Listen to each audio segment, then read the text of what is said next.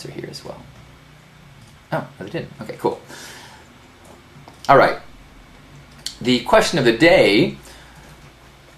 Actually, I'll record it too. Might as well.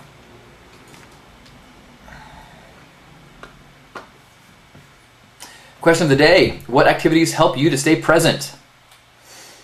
Goose said fire spinning. Courage said prepping food, doing dishes, and yoga. Zelia said walking meditation.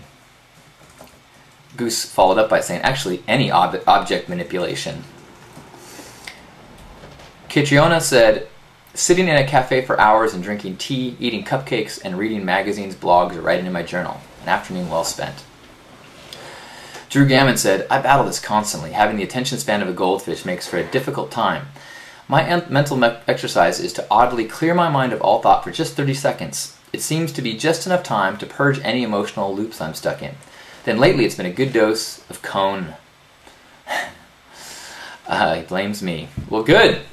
Little cone focus is awesome. Speaking of, 30 seconds, Jacob Lass in last week's lecture was talking about one of his teachers that he's been reading, talks about meditating many, many times a day just for a few seconds, just for long enough to get present, have a trigger. It's not about sitting for hours, it's not about sitting for an hour or 30 minutes or whatever. It's not about the time. It's about slowing and getting centered enough that he called it just clicking. I go, okay.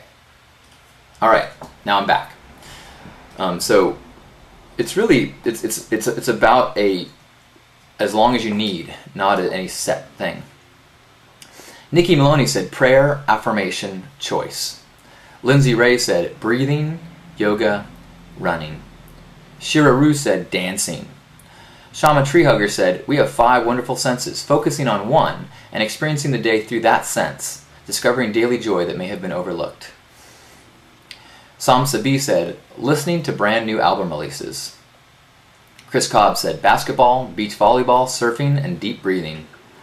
Christina Hummingbird Engel said, hula hooping. Star Austin said, meditation practice and using drinking water as a key to recenter myself. Interesting. Ivy Arianhod said, dancing, meditation, and pranayama. Leonardo said, meditation twice a day. Julianne Collins, stubbing my toe. But that is more of a wake-up call. Brings you to the moment, though. Breathing, getting up before the sun, and frequent check-ins with my body. Helps that I am a body worker by trade. I have to stay present. Let's see if there's any more that were added. Michelle Rago said, recently for me, it's synchronizing my breathing with my client when I am doing a massage. Like meditation. It's a beautiful experience. Jen Wong Fuller said, juicing and enjoying my food. Dance, expression. Shiraru said, oh, and a good bear hug. There's a lot of ones here that are ones that resonate with me. Yoga. If I'm in my right mind, eating. I find sex to be a incredibly one for being present. Dancing can be. Hug Nation. Many times during Hug Nation, I am absolutely present. So much so that sometimes I don't really remember what we talk about. So when I watch it later, I'm like, oh, wow, I was so, my consciousness as we talked, or as we connected, was so in a point that things weren't registering. They were just kind of coming through. And so I love watching the archive later and going, oh, that's what we talked about. And I think that's one of the cool byproducts of any time you're absolutely present and in the now, is that you experience so deeply that sometimes you're not remembering, you're not filing it away, you're not processing it, you simply are. So thank you for being present in this now.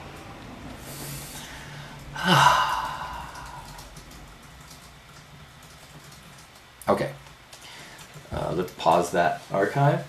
And then there was one other thing I wanted to